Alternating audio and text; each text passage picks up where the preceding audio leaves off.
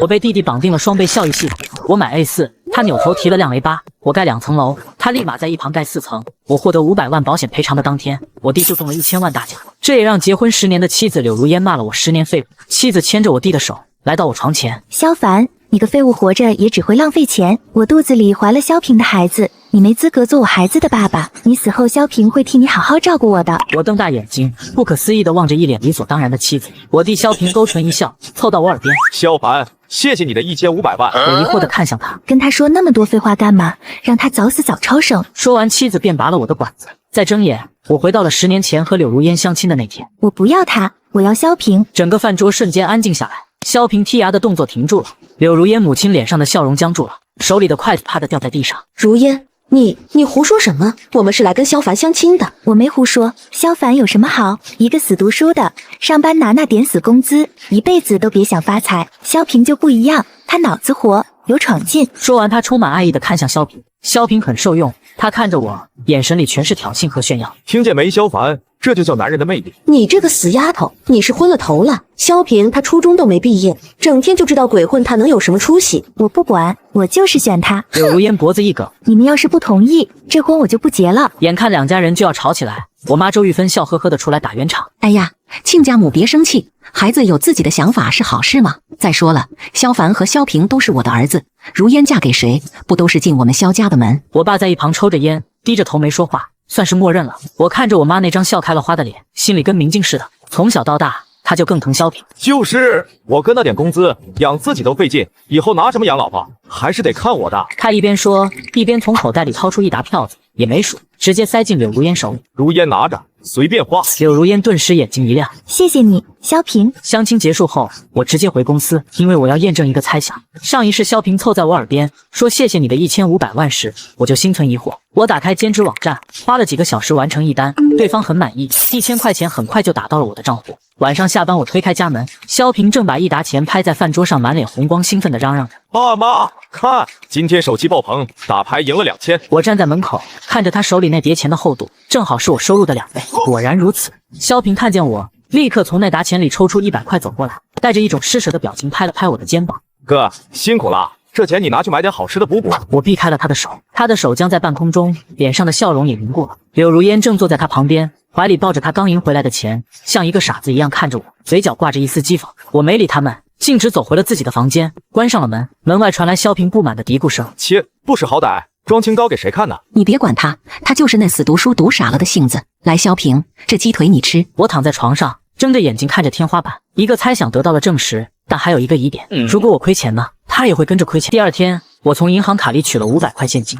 这是我身上仅剩的流动资金。我买了几个包子，把钱藏在里面，找到了正在翻垃圾桶的李奶奶，她靠捡垃圾养活自己和孙女。我把包子送给了她。晚上，萧平吹着口哨从外面回来了，他手里提着一个印着周大福 logo 的袋子，一进门就嚷嚷道：今天真是撞大运了，走在路上竟然捡到一个钱包，里面不多不少，正好1000块。失主也真是个傻子，身份证、银行卡啥的都没有，就只有钱。他一边说，一边把那个袋子递给柳如烟。如烟，给你的。柳如烟惊喜地打开，里面是一条金项链。我愣住了，我送出去500，他捡到1000，我亏钱，他不会亏，他依然会获得双倍的收益。我的心一点点沉了下去，他的这个能力比我想象的还要霸道。既然亏钱也不行，那我如果不要钱呢？周末我没有休息，又在兼职网上接了一个活。这次的单子比较急，我的要报酬是一部最新款的大米手机。拿到手机的当天，我下班回到家，刚一进门就听到客厅里传来我妈周玉芬惊喜的叫声：哎呀，这手机真好看！萧平，你真是妈的乖儿子。我走进客厅，看到萧平正得意洋洋地站在中间，我爸和我妈一人手里拿着一个崭新的大米手机盒，脸上的皱纹都笑成了一朵花。柳如烟也依偎在萧平身边，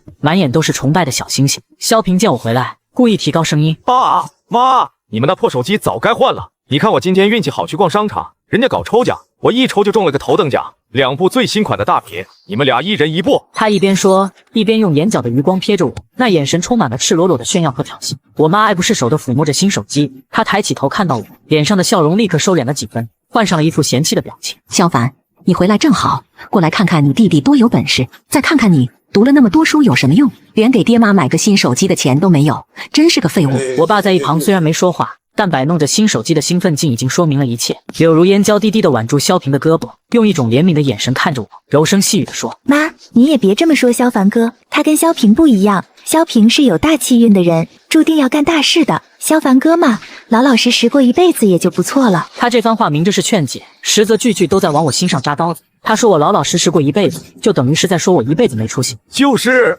小雪说的对，我哥他呀就是个安稳，这赚钱的事还得看我的。我看着他那张得意的脸，彻底明白了，无论是现金、捡钱还是实物奖励，只要我这边产生了价值，他那边就会以一种看似合情合理的方式获得双倍的等价物。这是一个无法斩断的单方面为他输送利益的吸血管道，而我就是那个被吸血的人。我不能再给他送钱送东西了，一分一毫都不行。接下来的几天时间，我没干活，萧平也没有像往常一样带回任何好运。他打牌输了几百块，回到家脸色很臭。柳如烟想让他陪着逛街，被他不耐烦地吼了回去：“逛不要钱啊！老子今天手气背，烦着呢。”家里一连几天都维持着这种低气压，直到我发工资那天，发了8000。当天萧平赢了16000块钱，直接拉着柳如烟去了市里最大的商场。晚上回来的时候，柳如烟手里提着大包小包，脖子上多了一条明晃晃的金项链，脸上的笑容刺眼极了。萧平则换上了一身名牌，他走到我面前，从口袋里掏出200块，扔在我的桌上。哥，看你天天穿的跟个乞丐似的，这钱给你，去买件新衣服吧，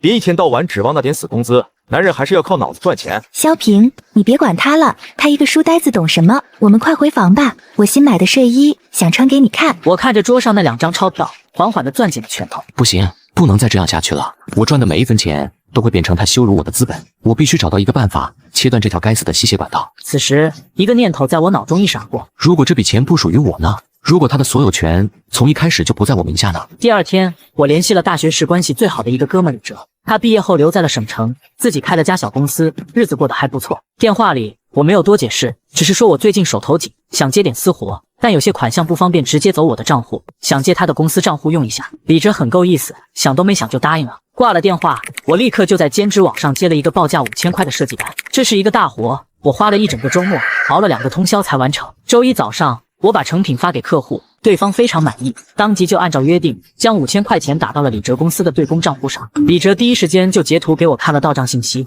我盯着那张截图，心跳开始加速。接下来就是见证奇迹，或者说见证这该死的诅咒是否能被破解的时刻。我一整天都有些心神不宁。晚上回到家，我推开门，立刻就感觉到了气氛不对，很安静，死一样的安静。萧平坐在沙发上低着头，柳如烟坐在另一头，眼睛红肿，显然是哭过。我妈在厨房里忙活，但没有像往常一样哼着小曲。我爸则干脆不在家，估计是出去躲清静了。我换好鞋，默默地走进厨房，倒了杯水。妈，萧平怎么了？别提了，今天也不知道是撞了什么邪，一大早就说要去跟朋友干票大的，结果一下午就把之前赢的钱全赔进去了，还欠了别人好几千。我的手端着水杯，稳稳地停在半空中。成啊，钱没有经过我的手，没有进入我名下的账户，萧平的好运就失效了。我几乎要控制不住自己上扬的嘴角，我强行压下激动，让自己冷静下来。爸，我应了一声，端着水杯走了出去。客厅里，萧平猛地抬起头，通红的眼睛死死地瞪着我，像是要在我身上看出朵花来。我没理他，径直走回了房间。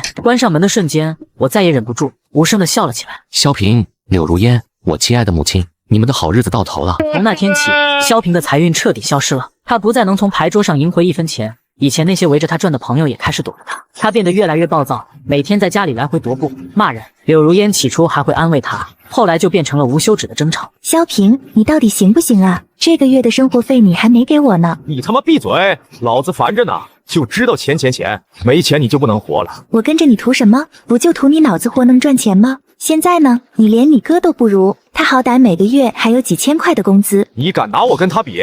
你信不信我抽你？家里的争吵声成了我每天下班后最动听的背景音乐。我妈看着萧平日渐消沉急得不行，开始把所有的怨气都撒在我身上。饭桌上，周玉芬把筷子一拍：萧凡，你看看你弟弟，他现在这样，你高兴了？你是不是巴不得他不好？我没说话，默默吃饭。我跟你说话呢，你哑巴了。他不好，跟我有什么关系？怎么跟你没关系？你要是不那么小气，把工资都拿出来给你弟弟做本钱，他现在能这样吗？你就是个自私鬼，白眼狼。你说的对，我就是个自私鬼。说完，我站起身走回了房间，身后是我妈气急败坏的咒骂和盘子被摔碎的声音。我知道这一切还只是个开始，要让他们彻底疯狂，还需要一把火，而这把火我已经准备好。第二天，我向公司递交了辞职信。什么？你辞职了？萧凡，你疯了是不是？家里现在正是需要钱的时候，你弟弟还指望你那点工资周转一下，你竟然把工作辞了，你是想逼死我们全家呢？我的工资为什么要给他周转？你他被我噎得说不出话，一旁的萧平冲了过来，他一把揪住我的衣领，眼睛通红。萧凡，你他妈是不是故意的？你看我没钱了，你就把工作辞了，1分钱都不想往家里拿了，是不是？是。我直视着他的眼睛，平静地吐出一个字，这个字像水滴进了油锅里。萧平爆发了，他挥起拳头就朝我脸上砸来，我嘴角瞬间破裂，一股铁锈味在口腔里蔓延开来。柳如烟站在萧平身后，抱着手臂冷眼旁观，嘴角甚至带着一丝快意。周玉芬象征性地拉了一下，别打了，别打了，我这是造了什么孽啊？生出你这么个没良心的东西，看着自己亲弟弟受苦，你还落井下石，我的命怎么这么苦啊？从今天起，你们1分钱也别想从我这里拿到。我扔下这句话，转身回了房间，任凭他们在外面如何叫骂。辞职只是计划的第一步，要复仇，我需要钱，需要很多钱，还需要一个可靠的中间人。第二天，我直接去了夏氏集团的总部大楼。我记得前世的这个时候，夏家的夏婉晴会因为一场商业决策的失误，差点让家族企业陷入巨大的危机，而我恰好知道如何解决那个危机。我找夏婉清小姐有非常重要的事情，你只需要告诉她，北城项目的解决不在于技术，而在于人心。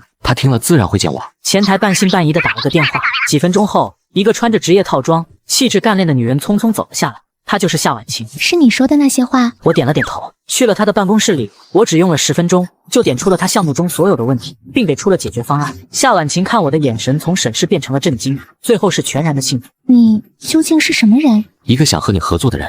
夏小姐，我可以帮你解决任何商业上的难题，让你在夏家的地位稳如泰山。我凭什么相信你？就凭我能让你在3个月内成为夏氏集团唯一的继承人。夏婉晴的瞳孔猛地一缩，她盯着我看了足足1分钟，然后笑了。你想怎么合作？很简单，我现在正在做一件事，会需要一点钱。我需要用钱的时候，你能无条件配合我？好，我答应你，我的钱就是你的钱，你想怎么用？告诉我，我来操作。合作愉快。有了夏婉晴这个强大的盟友和取之不尽的提款机，我的计划终于可以正式启动。我回到家，家里依旧是一片愁云惨雾。萧平因为没钱，已经好几天没出门了，整天躺在沙发上。柳如烟对他的耐心也消耗殆尽，两人一天能吵800回。我妈则每天对我横眉冷对，做的饭菜里，我的碗里永远是清汤寡水。是时候给他们一点甜头了。我给夏婉晴发了条信息，每天往我卡里转300-400块生活费。收到。夏婉晴秒回。当天下午，萧平突然从沙发上弹了起来，抓起外套就往外冲。晚上他回来了，一扫往日的颓丧，手里还提着一只美味烧鸡。他把烧鸡往桌上一扔，得意地对柳如烟说：“看见没？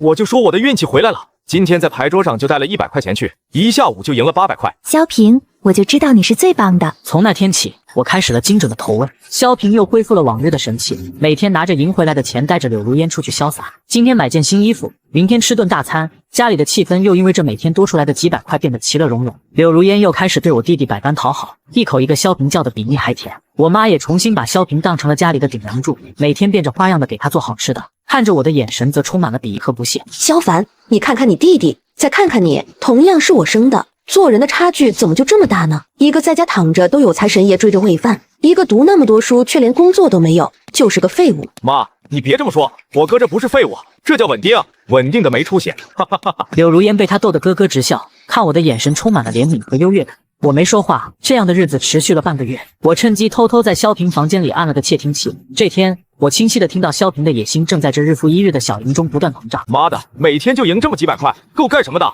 要是能来票大的就好了。听到这话，我顿感时机成熟，当晚就给夏婉晴发了第2条信息：明天开始，每天额度提到1000。第2天，萧平赢了2000块回来，他欣喜若狂，立刻拉着柳如烟去了金店，给他买了一条价值1000多的金手链。回来后，他故意把柳如烟戴着金手链的手举到我面前晃。哥，你看如烟戴这个好看吗？哎，可惜啊，你连份像样的工作都没有，不然也能给未来的嫂子买点像样的东西了。柳如烟幸福地依偎在他怀里，抚摸着手腕上的金链子，用眼角的余光瞥着我，那神情仿佛在说：“看，这就是你永远也给不了我的生活。”我面无表情地看着他们。接下来的日子，我开始有节奏地加大投喂的额度，5000、10000。萧平的财运越来越好，他赢回来的钱也越来越多。他不再满足于小牌桌，开始出入那些更高级的赌场。他彻底飘了。他带着柳如烟过上了挥金如土的日子，甚至在外面租了套高档公寓，10天半个月才回一次家。每次回来都是为了炫耀，炫耀柳如烟新买的包，炫耀她手腕上新换的表。而我妈非但不管，反而引以为傲，在所有亲戚面前吹嘘我弟弟多有本事，多会赚钱。我依旧沉默地扮演着那个废物哥哥的角色。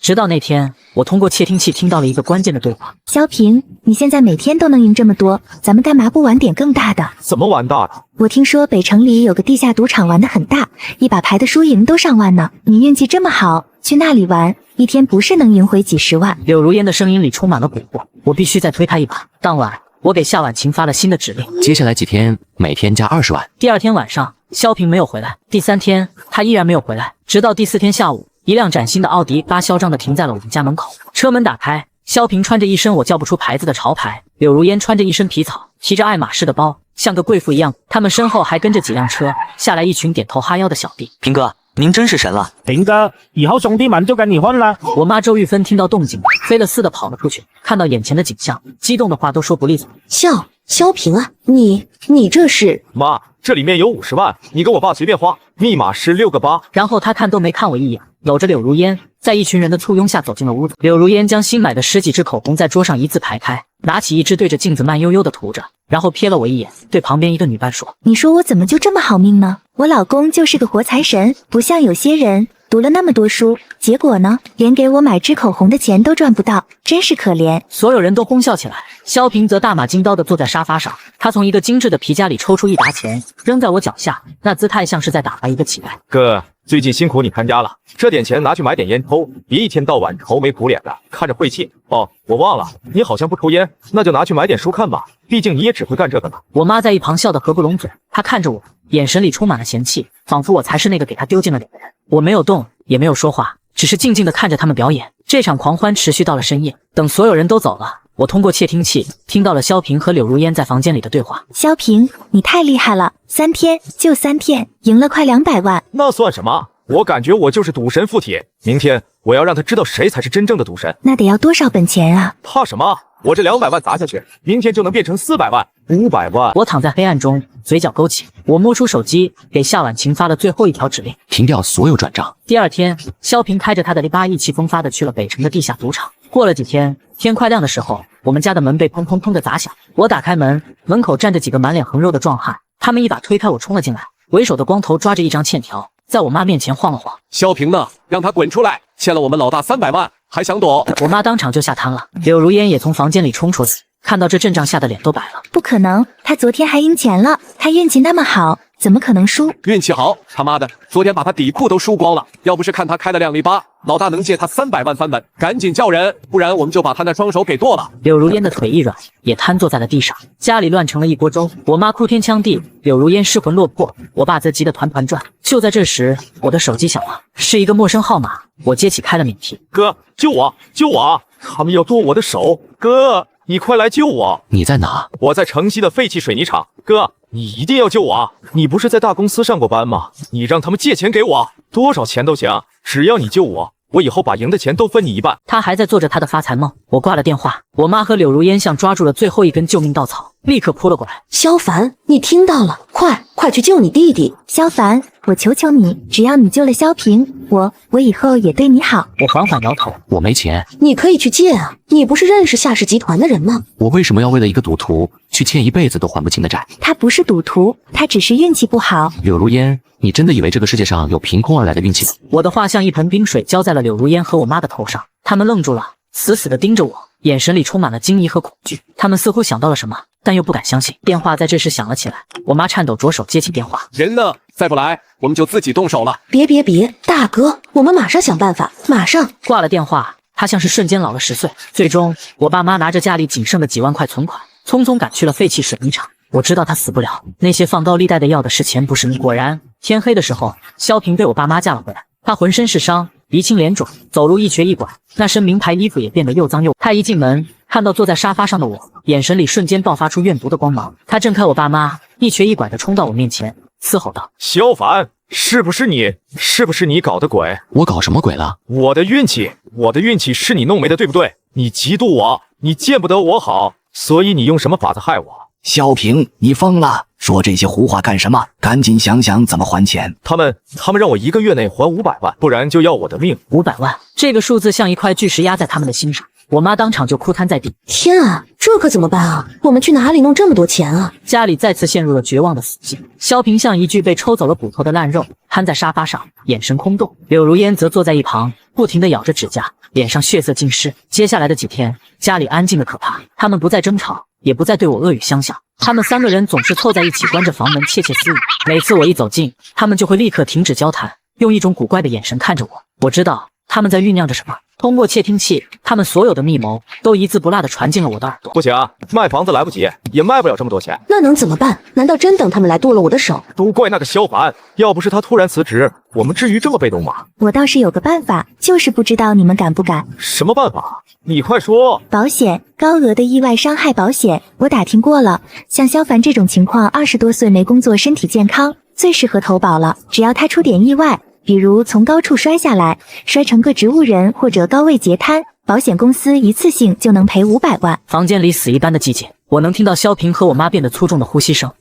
这是犯法的。妈，是犯法重要，还是你儿子的命重要？再说了，我们就说是他自己不小心失足摔下去的。可是给他买保险，需要他本人的身份证和签字啊。偷啊！他那个脑子丢了身份证都未必能发现，至于签字，找个人模仿一下不就行了？等保险的等待期一过，我们就动手。真不愧是10年的妻子，柳如烟还真了解我啊！我躺在床上，静静地听着这一切，心脏平静的没有一丝波澜。从那天起，我妈开始对我好了起来，她会主动给我夹菜，关心地问我晚上冷不冷，甚至提出要给我几百块钱零花。柳如烟也不再对我冷嘲热讽，看到我时，甚至会挤出一个比哭还难看的笑脸。萧平则干脆躲着我，但他的眼神总是在暗中像毒蛇一样观察着我的一举一动。我知道他们在找机会偷我的身份证，我假装毫无察觉。过了2天，我故意把钱包忘在了客厅的沙发上，自己则出门散步。等我回来时，钱包还在原地，但里面的身份证已经不见了。又过了几天，我收到了夏婉晴发来的信息，他们用你的信息，在3家不同的保险公司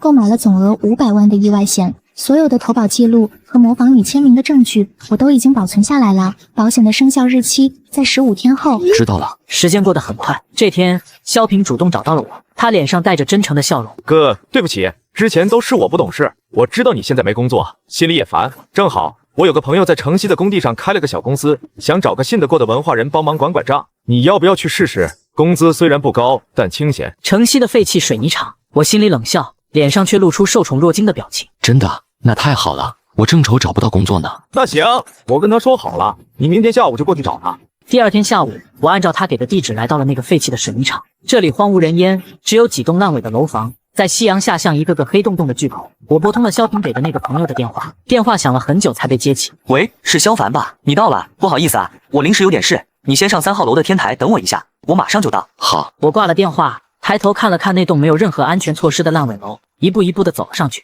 我站到天台边缘，往下看了一眼，很高，足以致命。身后传来了脚步声，我回头看到了萧平和柳如烟，他们脸上再也没有了任何伪装，只剩下贪婪和狰狞。萧凡，没想到吧？你不是很能耐吗？怎么还是蠢得跟猪一样？让你来你就来。哥，别怪我们，要怪就怪你自己是个废物，活着也没什么用，不如为这个家做点最后的贡献。我看着他们，缓缓地从口袋里拿出了我的手机，按下了通话键。电话是早就拨通的。夏婉晴可以收网了。我的话音刚落，萧平和柳如烟的脸上同时露出了困惑和不解的神情。收网？收什么网？你他妈死到临头了，还在这装神弄鬼？萧凡，你别想耍花样拖延时间。今天你从这里跳下去，是你自己失足，你不跳我们就帮你一把。你们真的以为我什么都不知道吗？我把手机的免提音量开到最大，下一秒，手机里传出了夏婉晴清冷而清晰的声音。萧凡，你那边情况如何？警方和媒体已经包围了整个水泥厂，随时可以行动。什么？萧平和柳如烟的脸色唰的一下变得惨白，他们难以置信地看着我手里的手机，像是见了鬼一样。不可能，这不可能！怎么不可能？在你们打听保险公司电话的时候，在你们要偷我身份证的时候，在你们商量着怎么把我推下楼，伪装成意外现场的时候，我就等着了。我每说一句，他们的脸色就白一分。他们终于明白了，从始至终他们才是小丑。